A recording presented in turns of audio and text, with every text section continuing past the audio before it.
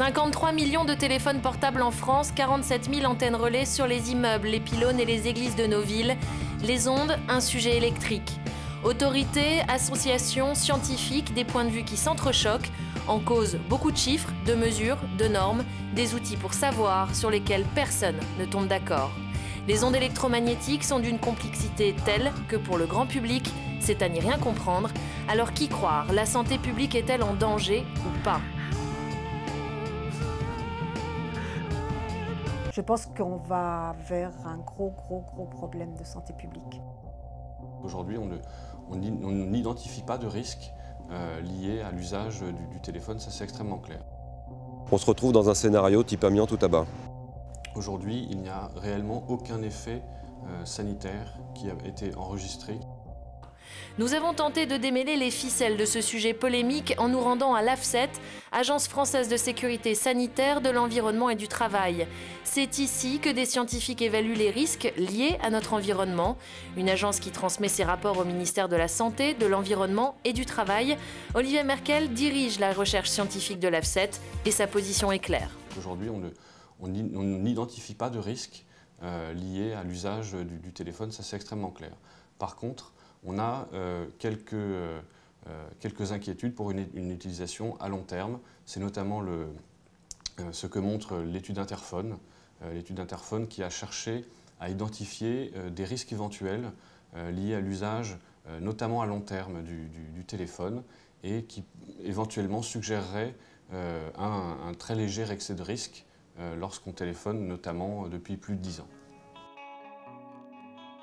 Olivier Merkel s'appuie sur l'étude Interphone, un document de taille, mais qui n'a toujours pas été publié entièrement. Réalisée dans 13 pays, cette étude a pour objectif de montrer un éventuel lien entre le téléphone mobile et les tumeurs de la tête.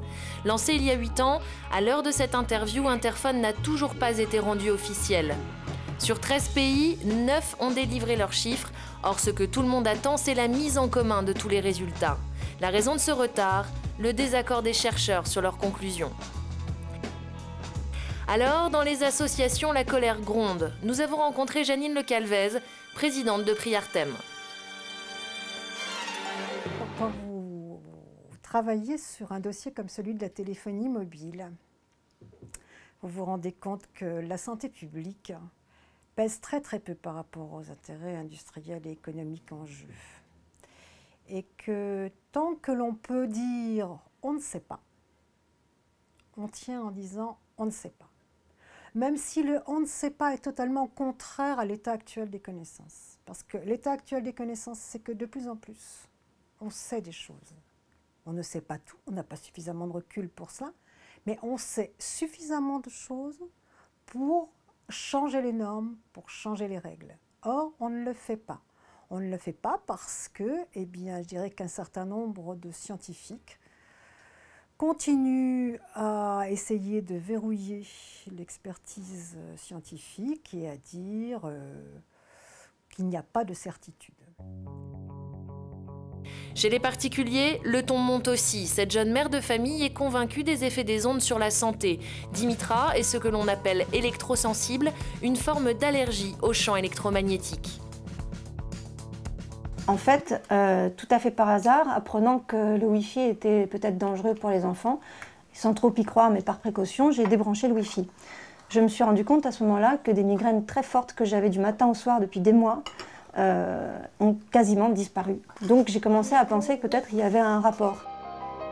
L'OMS, elle, ne voit pas le rapport, et c'est là que tout se complique. Car si elle reconnaît l'hypersensibilité aux champs électromagnétiques et les symptômes présentés, elle refuse d'y voir un lien avec les ondes.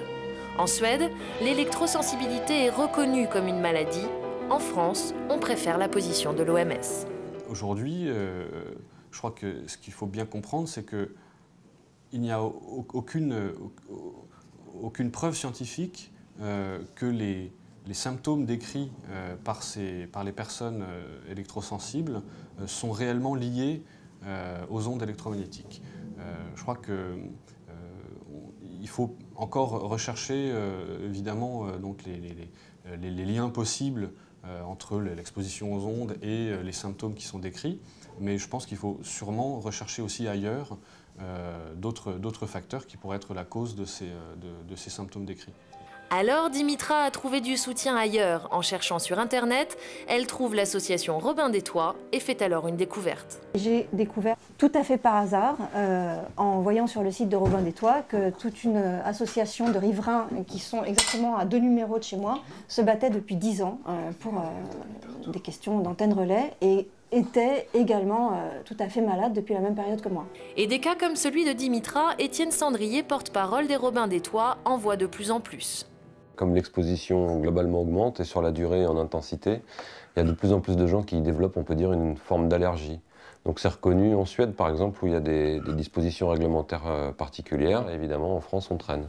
Lorsqu'Étienne Sandrier parle d'une exposition de plus en plus forte, il est question du téléphone portable, mais aussi des antennes relais. Pour fonctionner, un téléphone doit émettre des ondes pour que l'antenne la plus proche le détecte.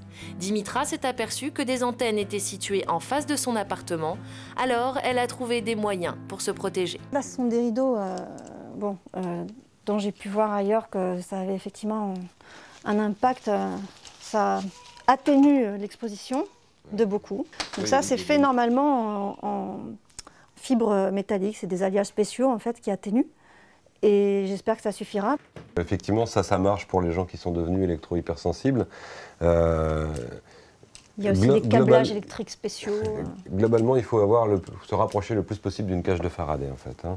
Ouais. Donc c'est avoir quelque chose qui vous isole des ondes et qui vous permette de vivre correctement, sans être handicapé par le niveau d'exposition auquel vous êtes.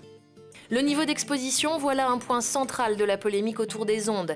Dimitra et Xavier ont fait des antennes relais un combat. Dans leur ligne de mire, la crèche de leur fils dans le 14e arrondissement de Paris. Et voilà pourquoi.